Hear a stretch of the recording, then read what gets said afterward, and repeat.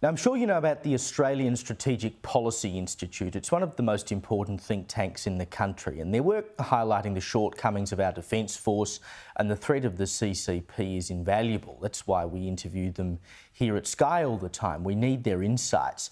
But now ASPI Executive Director Justin Bassey has said that the Albanese government is trying to rein in their work after a review that decided bureaucrats should control their research agenda. So essentially, they'll be forced to come back with stuff that says what the government wants them to say. Joining me now is Liberal MP and former ADF Commando Keith Wolahan. Keith, seems pretty clear why the government would want to do this because, of course, ASPI has been outspoken about the threat of China. Albanese has been cozying up to China. You'd have to think they're like, oh, well, we cannot possibly have anyone speaking out against what's really going on here. Caleb, I'm coming to you from outside of school. It's school graduation season, so I haven't checked for sprinklers, but if they go off, I apologise in advance. I know it's a work hazard these days. Well, it make good television anyway. I'm sure there are plenty of viewers who wouldn't mind a politician getting sprayed. That's right, that's right. So if I get some, it was the students doing it. This is a really, really important thing that has happened. We are seeing a crucial think tank that has been critical of both sides of politics on defence. And as a former ADF member, I know that the Department of Defence or the Department of Foreign Affairs doesn't get it right all the time. So to have that outside voice is important. And to have a member of the bureaucracy sit on the board, it's not that there will necessarily be a hardcore influence, it's the soft influence. It's knowing that that person is sitting there and knowing that your funding has to be reviewed every 5 years. You know that's going to compromise their independence. And it's not just actual compromise, but the apprehension of compromise in the same way that we look at the apprehension of bias. So this is really concerning, and I do call on the government to reconsider their position, and the coalition certainly will be reviewing this. Well, there's no other reason to do it than if you want to influence the outcomes of the think tank, right? Well, we've seen the reports, online, all of the leaks saying that the government members are unhappy with the positions taken by ASPI, and unhappy because of the criticisms of their decisions, of their actions and of their inaction. And a government to respond to that in this way is really authoritarian, and it's disturbing. So the government calls on us as a coalition to defer to the experts, whether it's the CSIRO or AEMO, but it seems like they're quite selective when they ask for independent advice to be given.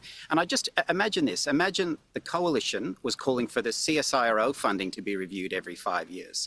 There's no way that would be tolerated, and we wouldn't put that to the people. I'm not suggesting that this is why it's happened, as in, the CCP's picked up the phone to Albo and said, get rid of ASPI.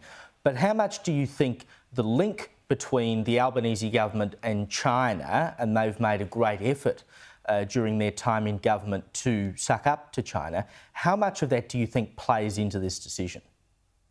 Well, both sides of politics value the trade that we have with China. It's our largest trading partner, but it's important that we are clear-eyed about that. And what concerns me is that the 14 demands that were made years ago, this was one of them. So that should cause the government to pause, because it does look like capitulation to those 14 demands. And those 14 demands were unreasonable and they didn't work.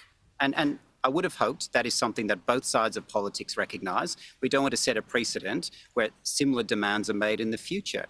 So because it was in that list, that is an extra reason why this should not occur. Now, Keith, Penny Wong has spoken about the reports of her fiery phone call with the Israeli Foreign Minister. This is what she had to say about it.